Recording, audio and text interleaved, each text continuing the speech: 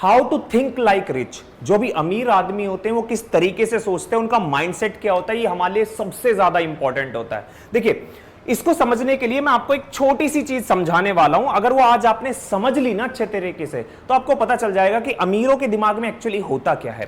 देखो, सबसे पहली चीज, हमारी जो सोसाइटी है, हमारी जो मार्केट है, ये अगर इसको आप समझो तो ये दो पार्ट में डिवाइड है। कौन से दो पार्ट में डिवाइड है? पहला कंज्यूमर्स और दूसरा प्रोड्यूसर्स। अब कंज्यूमर और प्रोड्यूसर कौन से? ये वो कंज्यूमर और प्रोड्यूसर नहीं है जो हम अपनी 10th क्लास या 8th क्लास की एनसीईआरटी में पढ़ते थे। प्रोड्यूसर का मतलब यह है कि जो भी व्यक्ति बिजनेस बनाने का सोचता है उसको हम प्रोड्यूसर कह रहे हैं। जैसे आपने देखा होगा, बहुत सारे बनिया होते हैं, बहुत सारे मारवाड़ी होते हैं, उनको आप हमेशा ये देखोगे उनका ध्यान पढ़ाई पे कम होता है, उनका ध्यान होता है कि पैसे से पैसा कैसे कमाया जाए। क्यों? क्योंकि वो प्रोड्यूसर की तरह सोचते हैं। लेकिन समाज में वहीं पर बहुत सारे लोग ऐसे मिलेंगे, जैसे जिनके पास पैसा आएगा वो ये सोचेंगे अब क्या नया खरीद ले, चलिए शॉपिंग कर लेते हैं, कपड़े खरीद लेते हैं, फोन खरीद लेते हैं, टीवी खरीद लेते हैं, गाड़ी खरीद लेते हैं। लेकिन प्रोड्यूसर ये नहीं सोचते। प्रोड्यूसर पैसा आते ही ये सोचते कि उस पैसे को कहां लगाए जिससे और पैसा बन सके। मान लीजिए कि ये एक कंपनी चला रहा है ए, अब इससे जो भी पैसा आएगा ये सोचेगा मैं एक और कंपनी लगा दूं बी, जिससे अब इससे भी पैसा आने लगे और इससे भी पैसा आने लगे। लेकिन जो कंज्यूमर है वो ये सोचेगा कि ठीक है, मेरे पास ये पैसा आ गया, अब चलो कुछ ना कुछ खरीद लेते हैं। और जब वो कुछ खरीदने भी जाएंगे तो वहां पर वो किस तरीके से खरीदते हैं, उनका माइंडसेट क्या होता है, ईएमआई पर ले रहे हैं या नहीं ले रहे हैं, लोन ले रहे हैं, क्या चीज है। तो सबसे पहले तो मेन चीज आपको डिवाइड कर लेना कि सोसाइटी के अंदर दो हैं, कंज्यूमर है, प्रोड्यूसर है। अगर एक दिन सरकार ये डिसाइड करे कि मैं सबसे पूरे जितने भी इंडिया के बिजनेसमैन हैं, जितने भी लोग हैं, सबका पैसा रीडिस्ट्रीब्यूट कर दूं, अंबानी अडानी से सबसे पैसा लेके सभी गरीबों में बांट दूं, तो एक दिन याद रखिएगा वो पैसा डिस्ट्रीब्यूट नहीं होगा। एक टाइम बाद वो वापस से किसी ना किसी के पास चला जाएगा, कोई नए अंबानी या अडानी मार्केट में आ जाएंगे। क्यों? क्योंकि वहां पर मार्केट में बहुत सारे लोग उस पैसे से पैसा कमाने का सोच रहे होंगे और कुछ लोग सोच रहे होंगे अरे अब तो हमारे पास पैसा आ गया, ये खरीद लेते हैं, वो खरीद लेते हैं, हमारे जो रिश्तेदार हैं उनको जलाएंगे, उनको दिखाएंगे हमने कितने एक्सपेंसिव गिफ्ट खरीदे हैं, कितने एक्सपेंसिव कपड़े खरीदे हैं, ठीक है। लेकिन दूसरी जगह पर आप जो एक्सपेंसिव प्रोडक्ट खरीदने जा रहे हो वो बना भी तो कोई रहा है। तो एक तो हो गया सबसे मेन चीज ये। दूसरी चीज ये होती है कि जो गरीब आदमी है या फिर जो बेसिकली जो समाज में दो कैटेगरी में डिवाइड है, एक जो रिच आदमी है और एक जो पुअर आदमी है, उसमें अंतर क्या है? उसमें सबसे बड़ा अंतर यह है कि ये हमेशा लायबिलिटीज पर फोकस करेगा। ये हमेशा किस पर फोकस करेगा? ये लायबिलिटीज पर फोकस करेगा। लायबिलिटीज कैसे? ईएमआई पर फोन खरीद लिया, जो फोन आपका 20,000 का काम कर सकता है उसके लिए आप 1 लाख रुपए का फोन ले रहे हैं, ठीक है, वही काम करेगा, 2 साल चलेंगे, 3 साल चलेंगे, ये लायबिलिटीज की तरफ जाएगा हमेशा जो गरीब आदमी होगा। लेकिन जो अमीर होगा, अमीर क्या काम करेगा? अमीर एसेट बनाएगा। देखिए, हमारे यहां पर एक लोकल प्रैक्टिस होती है, उस लोकल प्रैक्टिस का मैं एक एग्जांपल देता हूं। क्या होता है कि जो वेजिटेबल वेंडर्स होते हैं वो क्या काम करते हैं? एक व्यक्ति के पास आएंगे, उससे 1,000 रुपया लेंगे, सुबह लेकर जाएंगे 1,000 रुपए, शाम को आएंगे उसको 1,100 रुपए देंगे वापस रिटर्न में। अब इसने कितना परसेंट गेन किया? इसने किया 10% गेन। अगर आप इसी 10% को देखें पूरे के पूरे ईयर में, ये कितना बन जाएगा? लगभग 300% का गेन।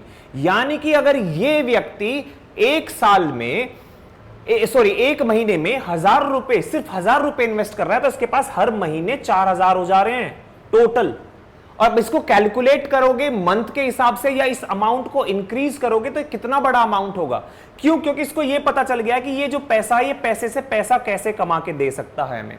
आपने बहुत सारे देखे होंगे, छोटे छोटे आपको मोमोज वाले मिल जाएंगे, आपको गोलगप्पे वाले मिल जाएंगे, तो उनके पीछे क्या होता है? वो डायरेक्ट नहीं आते, बहुत सारे लोगों के पीछे इस तरीके के जो माइंडसेट है उनका हाथ होता है। वो क्या काम करेंगे? 20-30 हजार रुपए घर वालों से ले लिए, अब किसी को पकड़ेंगे, बोलेंगे कि अच्छा तू गोलगप्पे की ठेली लगा लेना, तो मोमोज की ठेली लगा लेना, और शाम को वो पूरा का पूरा कलेक्शन करेंगे, उस पैसे को री इन्वेस्ट करेंगे। इस तरीके से वैसे ही जो बड़े बिजनेसमैन है वो ये सोचते हैं कि अगर कोई भी पैसा आया उससे कोई नई चीज ऐसी नहीं खरीदेंगे जिससे उनके ऊपर लायबिलिटी आए। वो क्या काम करेंगे, एसेट बनाएंगे।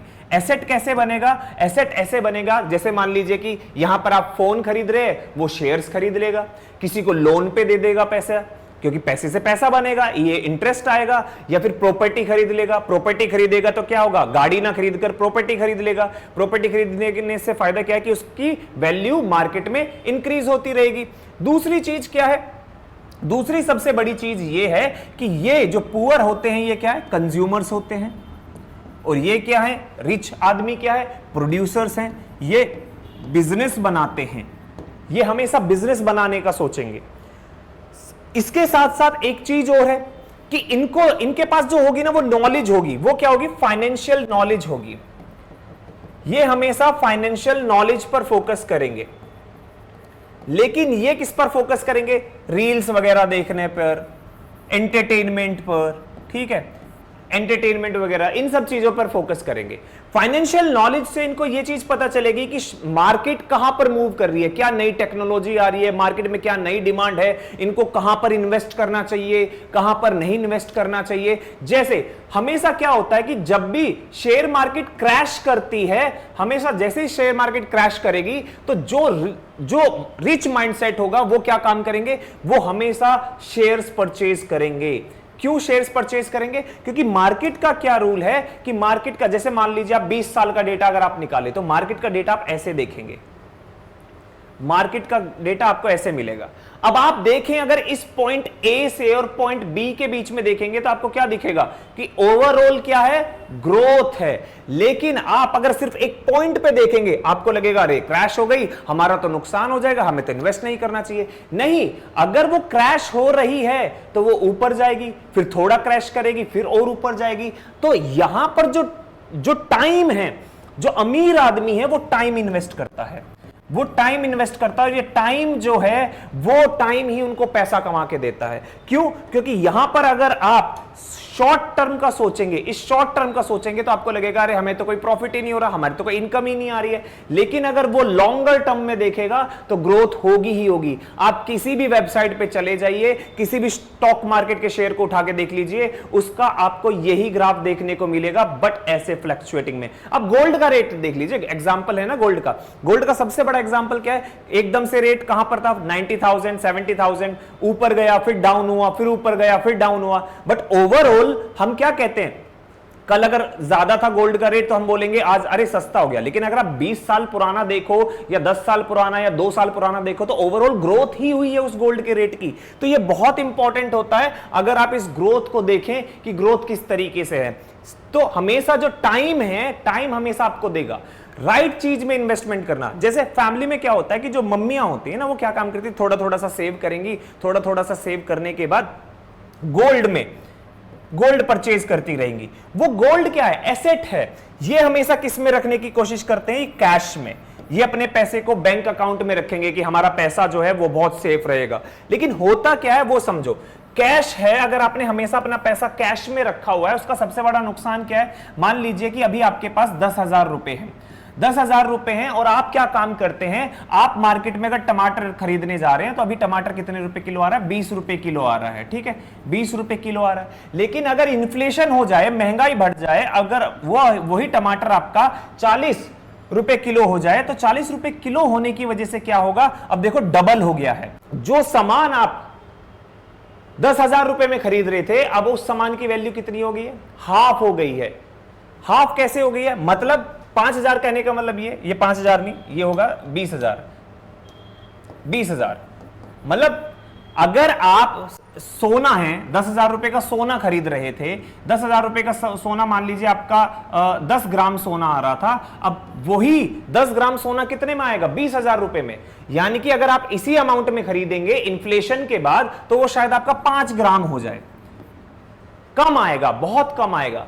अगर कैश में रखते हैं तो गोल्ड में रखेंगे तो क्या होगा, गोल्ड में रखा आपने, कैश में न रख के वो आपने कितने में रखा, 10,000 का गोल्ड ले लिया था। अब जैसे ही गोल्ड की वैल्यू बढ़ेगी वैसे ही आपके इस पैसे की भी वैल्यू बढ़ रही है। आप जब चाहे उस गोल्ड को बेच सकते हैं। फिर आपका क्या होगा, जैसे मान लीजिए आपने क्या काम किया, 10 ग्राम गोल्ड कितने का लिया, 10,000 रुपए का। अब इस 10 ग्राम गोल्ड की कीमत कितनी हो गई है, 30,000 रुपए। तो सीधा सीधा 20,000 रुपए बढ़ गए हैं आपके, और कैश में रखेंगे तो आपके वैल्यू घट गई है। तो ये बहुत इंपॉर्टेंट होता है, और इसी को कहते हैं हम स्मार्ट इन्वेस्टिंग। ये जो एसेट है, किस तरीके से एसेट आपको बनाना है, किस तरीके से जो टाइम है वो आपको पैसा बना के देगा।